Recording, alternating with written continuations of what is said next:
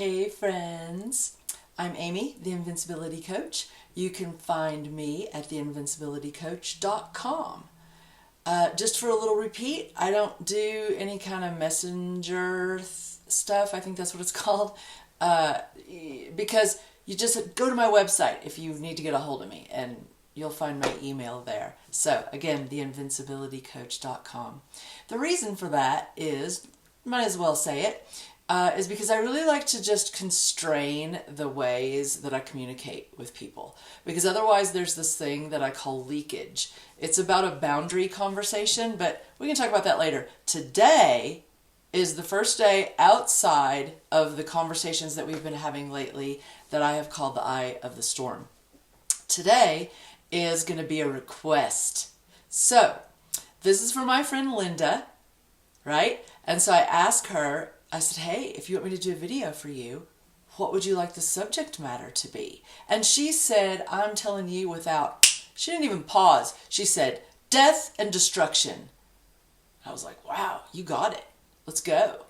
So now I've already said that D word, and I guess that the internet world is a little touchy about that word for some reason, which I think is really weird.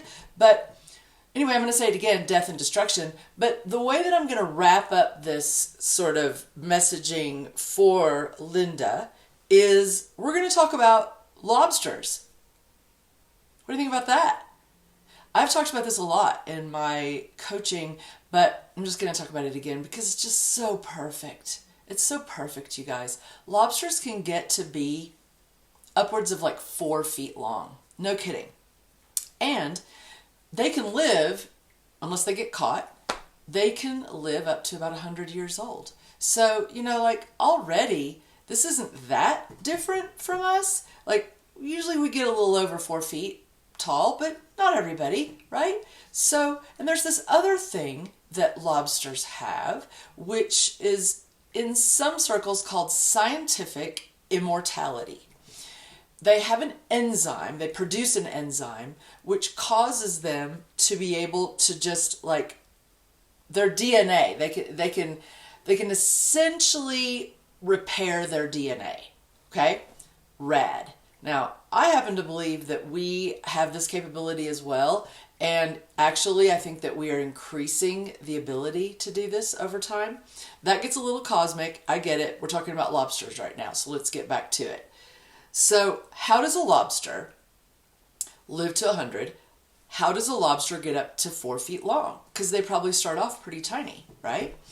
So, well, the way that they do this is that they molt along the way. They crack off their carapace, their shell, and they leave it behind. Or they might eat it. Also, a sidebar.